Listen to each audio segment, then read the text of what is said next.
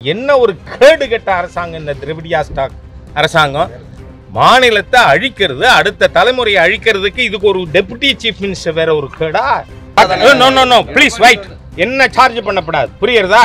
இங்க பக்கத்துல இருக்கிற டாஸ்மாக் கடைக்கு போங்க, அதுல எம்ஆர்பி விட கூட வாங்குறாங்களா வாங்கலையா? நான் சொல்றத அப்படியே எடுத்துட்டு போய் செய்தி போடுறதுதான் உங்க வேலை, புரியுறதா? செத்து இருங்க சார். நேற்று உதயநிதி வந்தப்ப இதுல எத்தனை பேர் கேள்வி கேட்டீங்க? நீங்க கஞ்சா பிடிச்சிருக்கீங்க, போலீஸ் கஞ்சா வச்சிருக்கோன்னு கைது பண்ணுது. இதுவரை தமிழ்நாட்டில் 1 கிராம் சிந்தட்டிக் ட்ரக் வச்சவனை மாநில அரசு பிடிச்சிருக்கா? குடியிலே கெட்டு கொண்டிருக்கின்ற ஒரு அரசாங்கத்துக்கு துணை முதல்வராக இருக்கிற நபர் வெக்கங்கெட்டு போய், அதாவது உடம்புல உப்பு போட்டு சோறு தின்னதுக்கான அடையாளமே கிடையாது. நான் இன்னும் மோடிக்கும் பயப்படல, ஈடிக்கும் பயப்படலன்னு. ஆப்ரேஷன் சிந்தூரில் பாகிஸ்தானை அதகலம் பண்ணது ஆகாஷ், அது மாதிரி அறிவாலயத்தை அதகலம் பண்ண போகிறதும் ஆகாஷ் தான். தமிழகத்தை சீரழித்து கொண்டிருக்கிற குடும்பம் கருணாநிதி குடும்பம். இளைய தலைமுறையை குடிக்க வைத்து சீரழிக்கின்ற அரசு அதிகாரிகள் தூண்டப்பட்டு இன்சென்டிவ் கொடுக்கப்பட்டு, இல்லைன்னா நீ இந்த டாஸ்மாக் வியாபாரத்தை கூட்டலைன்னா கலெக்டருக்கு பிரச்சனை, தாசில்தாருக்கு பிரச்சனை. என்ன ஒரு கேடுகட்ட அரசாங்கம் இந்த திரிவிடியா ஸ்டாக் அரசாங்கம். மாநிலத்தை அழிக்கிறது, அடுத்த தலைமுறையை அழிக்கிறதுக்கு இதுக்கு ஒரு டெபுட்டி சீஃப் மினிஸ்டர் வேற ஒரு கேடா? தமிழகத்தில் இருக்கிற அரசு ஊழல், ஊழல், போதை அரசாங்கம். இந்த அரசு தொடருமானால் அடுத்த தலைமுறை முழுமையாக நாசமாக போயிடும். ஏனென்று சொன்னால் பாரத நாடு முழுவதும் போதைப் பொருள், அதாவது அதிகமாக சிந்தட்டிக் ட்ரக். சர்க்காரி விற்கிற சாராயம் அது ஒரு பக்கம் இருக்கு, அந்த சாராயத்தில் குவார்ட்டருக்கு 10 ரூபாயாம், அது கணக்கு பண்ணி கரெக்டாக வாங்குறாங்கன்னு கேள்விப்பட்டேன் நான். ஃபுல்லாக இருந்தால் 40ன்னு. அந்த மாதிரி ஒரு போதையிலே இளைஞர்கள் அழிக்கப்பட்டு வருகின்ற ஒரு ஆட்சியாக இந்த அரசாங்கம் இருந்து கொண்டிருக்கு. ஏனென்றால் சங்கரங்கோவிலில் போதை ஒழிப்பு மாநாட்டில் பேசும் பொழுது மேதகு ஆளுநருடைய கேள்விக்கு இன்னி வரைக்கும் இந்த நான் மோடிக்கும் பயப்பட மாட்டேன், ஈடிக்கும் பயப்பட மாட்டேன்னு பிதற்றி கொண்டிருக்கின்ற உளறல் நிதியா அங்கேருந்து பதில் வரல. ஏன்னா மேதகு ஆளுநர் பெர்டினன்ட் கொஸ்டின் ரைஸ் பண்ணார். நீங்கள் கஞ்சா பிடிச்சிருக்கீங்க, போலீஸ் கஞ்சா வச்சிருக்கோன்னு கைது பண்ணுது. இதுவரை தமிழ்நாட்டில் 1 கிராம் சிந்தட்டிக் ட்ரக் வச்சவனை மாநில அரசு பிடிச்சிருக்கா? அந்த என்ன ஜாஃபர் சாதிக்கு 2000 கோடி ரூபாய்க்கான போதைப்பொருள் கடத்திய கேஸை கூட நார்கட்டிக் கண்ட்ரோல் பியூரோ தான் கைது பண்ணியிருக்கு. தமிழ்நாட்டில் 2 விஷயங்கள் தமிழக காவல்துறை கண்மூடி வேற பக்கம் திரும்பி கொண்டு இருக்கு. ஒன்று சிந்தட்டிக் ட்ரக், 2வது பயங்கரவாதிகள்.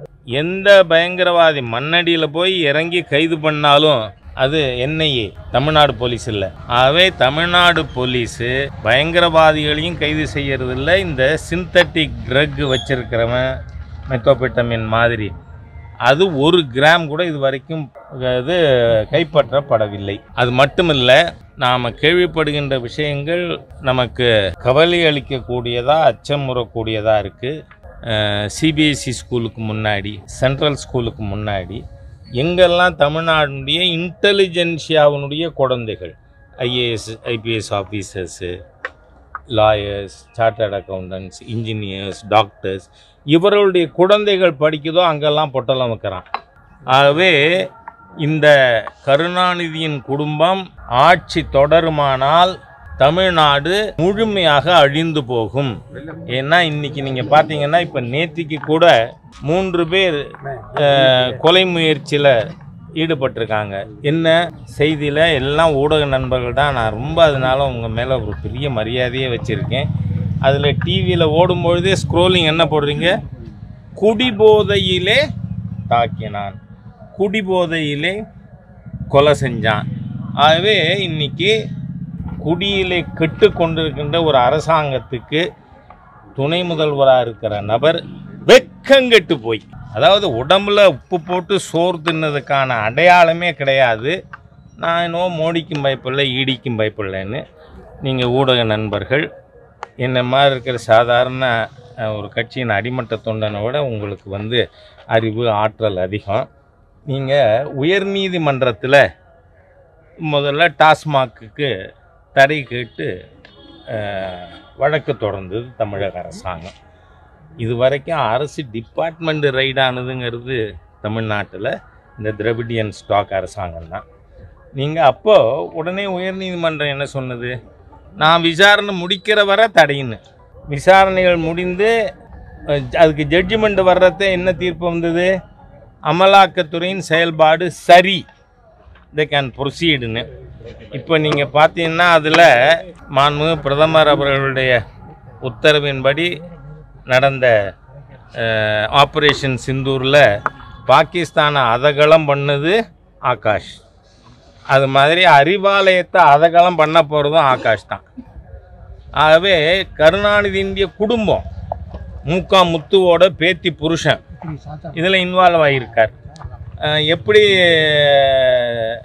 சாராய மந்திரி செந்தில் பாலாஜியினுடைய சகோதரர் அசோக்குமார் ஒழித்து வைக்கப்பட்டவரோ அப்படி இவரும் ஒழித்து வைக்கப்பட்டிருக்கலாம். ஏன்னா ஒழித்து வச்சிருந்து அவர் தலைமறைவாக இருந்து வர்ற மாதிரியா வந்தார்? இல்லை, நித்தம் போஷாக்கா சாப்பிட்டு அசோக்குமார் அந்த மாதிரி தான். அது மாதிரியாக கருணாநிதி மகனோட பேத்தி புருஷனும் அப்படித்தான் இருக்கும்னு நினைக்கிறேன்னா, அதனால் அதிகம் பேசாதீங்க. உச்ச நீதிமன்றத்தில் அவங்க விசாரித்து முடிக்கிறதுக்காக அதுவரை தடை சொல்லியிருக்காங்க. அது வெக்கேஷன் முடிஞ்சு உச்ச நீதிமன்றம் துவங்கும் பொழுது நிச்சயமாக உயர் நீதிமன்றத்தில் கிடைச்சது போல் அமலாக்கத்துறைக்கு கோ அஹெட்னு கிடைக்கணும்னு நம்பிக்கை எனக்கு இருக்குது. காரணம் என்னன்னு சொன்னால், இப்போ டாஸ்மாகில் குற்றச்சாட்டு என்ன, எம்ஆர்பியை விட அதிகமாக சார்ஜ் பண்ணுறீங்க. குவார்ட்டருக்கு 10 ரூபா சார்ஜ் பண்ணாங்கன்னு ஒரு தமிழ் குடிமகனும் என்ன, நான் அந்த லிஸ்ட்டில் வரமாட்டேன். ஏன்னா எனக்கு குவார்ட்டர்னா என்ன, ஆஃப்னா என்ன கணக்கு தெரியாது. ஆனால் நித்தம் இந்த அரசாங்கத்தால் குடிக்க வைத்து அழிக்கப்படுகின்ற குடும்பங்களுக்கு அவங்க குவார்ட்டருக்கு 10 ரூபா எக்ஸ்ட்ரா கொடுக்குறாங்க, ஹாஃபுக்கு 20 ரூபா கொடுக்குறாங்க, ஃபுல்லுக்கு 40 ரூபா. ஆகவே எம்ஆர்பிக்கு விட அதிகமாக வசூலிக்கப்படுதுன்னு உலகத்துக்கே தெரியும். அதனால் இது உச்ச நீதிமன்றத்திற்கும் நிச்சயமாக அறிந்திருப்பார்கள். அதனால் எனக்கு நல்ல நம்பிக்கை இருக்குது. Final judgment would give green signal to ED. அதான் நான் சொல்றதுக்கு இருக்கு. இது வந்து சோதனைக்கு போதையை பத்தி பேசுறீங்க. திமுக நிர்வாகிகள் பேசும்போது குஜராத் தான் போதையோட தலைநகரா இருக்குன்னு சொல்றாங்க. நீங்க இங்க பாரு, அங்க இருந்தா போதைப்பொருள் தமிழ்நாட்டுக்கு வருதுன்னு சொல்றாங்க. I don't know which TV you belong to or media you belong to. குஜராத்தில் அதான் நான் முன்னாடியே சொல்லியிருக்கேன். நீங்கள் கொஞ்சம் பகுத்தறிவை பயன்படுத்தி யோசிச்சு பார்த்தீங்கன்னா உங்களுக்கு புரியும். ஏனென்றால் மேதக ஆளுநரோட குற்றச்சாட்டே 1 கிராம் சிந்தட்டிக் ட்ரக்கோட மாநில அரசால் பிடிக்கப்படவில்லை. குஜராத் பிடிக்குது, அதனால தெரியுது. காரணம் என்ன, ஆப்கானிஸ்தான்லேருந்து குஜராத் போர்ட்டு வழியாக தமிழ்நாட்டுக்கு தான் வருது. Destination is Tamil Nadu. உங்களுக்கு தகவலுக்கு சொல்கிறேன், பஞ்சாப் தான் போதையில் முதல் மாநிலமாக இருந்தது. இன்றைக்கி Tamil Nadu. You go and search, வந்து இதில் நெட்டில் போய் சர்ச் பண்ணி பாருங்கள். நீங்கள் அது மட்டும் இல்லை, இப்போ நேத்திக்கு நடந்திருக்கிற கொலை முயற்சி கூட குடிபோதையிலே செய்தார்கள். நீங்கள் ஒன்றொன்றும் தமிழ்நாட்டில் நடக்கிற ஃபார் ஆல் தி க்ரைம், அது பெண்களுக்கு எதிரான வன்கொடுமையாக இருக்கலாம் அல்லது படுகொலையாக இருக்கலாம். இப்போவெல்லாம் என்னென்னா வயதான தம்பதிகள் வீடுகளை டார்கெட் பண்ணி அங்கே கொள்ளையடிக்கிறாங்க. பல்லடம், நாமக்கல் இந்த மாதிரி இடங்களில் நாம் பார்த்துருக்கோம். அதனால் தமிழகத்தை சீரழித்து கொண்டிருக்கிற குடும்பம் கருணாநிதி குடும்பம். இளைய தலைமுறையை குடிக்க வைத்து சீரழிக்கின்ற. நான் கேட்குறேன், வந்து இப்போ அக்ரிகல்ச்சர் மினிஸ்டராக இருக்கார் திரு சிவராஜ் சிங் சௌஹான், நீண்ட கால நண்பர். அவர் முன்னாள் தலைவர் செயற்கோவிலில் பேசும்பொழுது தமிழ்நாட்டில் 52,000 கோடி டாஸ்மாக் வித்த வருமானம் ஷாக் ஆகிட்டார். ஏன்னா தமிழ்நாடு அளவே மத்திய பிரதேசத்துலேயும் பாப்புலேஷன் இருக்குது, அங்கேயும் மதுக்கடைகள் இருக்குது. அங்கே அரசாங்கம் விற்கலை, இங்கே தான் அரசாங்கமே விற்கிறது. ஆனால் அவர் வந்து ஷாக்காக என்ன 52,000 கோடியா அப்படின்னு கேட்டபொழுது நான் கேட்டேன், மத்திய பிரதேசத்தில் எவ்வளவு? அங்கே 13,000 கோடி. இங்கே அரசு அதிகாரிகள் தூண்டப்பட்டு இன்சென்டிவ் கொடுக்கப்பட்டு, இல்லைன்னா நீ இந்த டாஸ்மாக் வியாபாரத்தை கூட்டலைன்னா கலெக்டருக்கு பிரச்சனை, தாசில்தாருக்கு பிரச்சனை. என்ன ஒரு கேடு கெட்ட அரசாங்கம் இந்த திராவிடியா ஸ்டாக் அரசாங்கம். மாநிலத்தை அழிக்கிறது, அடுத்த தலைமுறையை அழிக்கிறதுக்கு இதுக்கு ஒரு டெபுட்டி சீஃப் மினிஸ்டர் வேற ஒரு கேடா? வெக்கமா இருக்க வேண்டாம்? Whole government should feel ashamed of it.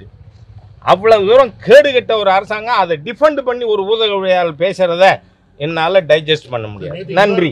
முதலமைச்சர் போய் பார்த்ததை நான் வரவேற்கிறேன். ஏன்னா எப்பொழுதுமே 3 வருஷம் முன்னாடி மூளை இல்லாமல் நடந்துனீங்களேன்னு இப்போ கேட்கக்கூடாது. என்ன நீத்தி ஆயோக்கில் சீஃப் மினிஸ்டர் தான் கலந்துக்க முடியும், அதுக்கெல்லாம் சப்ஸ்டியூட் எல்லாம் அனுப்ப முடியாது. ஆனால் இவர் செத்து இருங்க, நான் சொல்கிறேன், 2 வருஷமாக போகலை, இப்பயாவது திருந்தி முதல்வர் போயிருக்காருன்னு நான் பாராட்டுறேன். எடப்பாடியார் அவர்கள் அனுபவம் மிக்கவர், மூத்த அரசியல் தலைவர். அதனால அவர் சொல்லி இருந்தா அந்த கருத்து சரியாத்தான் இருக்குங்கிறது என்னோட. இங்க பாருங்க, அவர் பயந்தார் பயப்பில்லைன்னு பக்கத்துல இருக்கிற எடப்பாடியாருக்கு தெரியும், நான் எங்கேயோ காரைக்குள்ள இருக்கிற எனக்கு தெரியுமா? அதனால அவர் கரெக்டா கணிப்பு, அவருக்கு தகவல் வந்திருக்கும். ஓகே, கேட்கிறேன். ப்ளீஸ் வெயிட், என்ன சார்ஜ் பண்ணப்படாது, புரியுறதா? இங்க பக்கத்துல இருக்கிற டாஸ்மாக் கடைக்கு போங்க, அதுல எம்ஆர்பி விட கூட வாங்குறாங்களா வாங்கலையா? ஊடகங்கள், நான் எனக்கு பெரிய வருத்தம் உண்டு தமிழ்நாடு ஊடகங்கள், நீங்க அத்தனை பேரும் அறிவாலய ஆர்வலரா இருக்கீங்க. நான் அடிமைகள்ன்ற வார்த்தை பயன்படுத்த விரும்பல. நீங்க இருங்க, நான் சொல்றேன், நீங்க எல்லாத்தையும் நான் அதான் சொன்னேன், அறிவாலய ஆர்வலரா இருங்க. இல்ல இல்ல இருங்க ஐயா, நான் சொல்றேன், நான் சொல்றத அப்படியே எடுத்துட்டு போய் செய்தி போடுறதுதான் உங்க வேலை, புரியுறதா? செத்த இருங்க சார். நேற்று உதயநிதி வந்தப்ப இதுல எத்தனை பேர் கேள்வி கேட்டீங்க? உங்க யாருக்கும் தைரியமே கிடையாது. தமிழ்நாடு, நான் கேட்கிறேன் சார், நான் கேட்கிறேன், நீங்க இங்க டாஸ்மாக் ரைடு நடந்துட்டு இருக்கு, இங்க எங்கேயோ யாரோ கல்யாணம் பண்ணிட்டாரு, அவருக்கு உடனே ஃபர்ஸ்ட் நைட் வச்சாங்களா வைக்கலையா, 2 நாள் டிலே ஆச்சா, இப்படித்தானே சார் டிவியில விவாதம் நடக்குது. தமிழ்நாடு மாதிரியா தொலைக்காட்சியில இர்ரெலவென்ட் டாபிக்ஸ் எடுத்துக்கிண்டு அறிவாலை தகுந்து நடுங்கி பயந்து இருக்கிற ஊடகம் எங்க இல்ல. With all responsibility under my command I am telling this. கட்சியெல்லாம் ஆரம்பிச்சு நடத்திட்டு இருக்காரா, நடத்தினார். என்ன தைரியமா இருக்கணும், தைரியமா இருக்கிறவர் தான் அரசியலுக்கு வரணும். விஜய் இப்ப பாலிடிக்ஸ்ல இருக்காரா அப்படிங்கிறீங்க சார்? திராவிட முன்னேற்ற கழகம் இதுவரை சொல்லி வந்ததை கிளிப்பிள்ளை போர் இவரும் பேசினால் இவர் எந்த வாக்கை டார்கெட் பண்றார்? நான் அவர் கட்சி ஆரம்பிச்ச அன்னைக்கே சொன்னேன், வீரமங்கை வேலுநாச்சியார் தேசபக்தர், ஆங்கிலேயர்கள் கைப்பற்றிய சிவகங்கை சமஸ்தானத்தை மீட்ட தேசபக்தர். ஈவேரா தேச துரோகி. ஏன்னா 1944 திராவிட கழகத்தினுடைய முதல் மாநாட்டில் வெள்ளையன் இந்தியாவை விட்டு வெளியேற வேண்டுமாம் காந்தியார் சொல்லுகிறார். காந்தியாருக்கு நல்ல பைத்தியம் பிடித்திருக்கிறது. ஏன் வெள்ளையன் வெளியேறணும்னு சொன்னதுனால. இது யாரோட வார்த்தை? ஈவேராவோடது. தீகாவினுடைய மாநாட்டின் முதல் மாநாட்டின் தீர்மானம். காந்தியாருடைய பைத்தியத்திற்கு வைத்தியம் பார்க்க இங்கிலாந்து தேசத்திலிருந்து தான் வைத்தியரை வரவழைக்க வேண்டும். வெள்ளையன் வெளியேறிவிட்டால் விஞ்ஞானம் வெளியேறிவிடும். கார் ஓடாது, பஸ் ஓடாது, தபால் தந்தி இருக்காது, இந்தியாவால் ஒரு குண்டூசி கூட தயாரிக்க முடியாது. ஆகவே வெள்ளையன் இந்தியாவை விட்டு வெளியேறக்கூடாது. அப்படியே வெளியேறுவதாக இருந்தால் லண்டனில் இருந்து கொண்டாவது சென்னை ராஜதானி ஆள வேண்டும் என்று சொன்ன தேச துரோகி ஈவேரா படத்தையும் பக்கத்தில் போடுறீங்களே. Is not Vijay ideologically confused person. அதனால அப்படியே hesitant army are ideologically confused person cannot succeed. Thank you.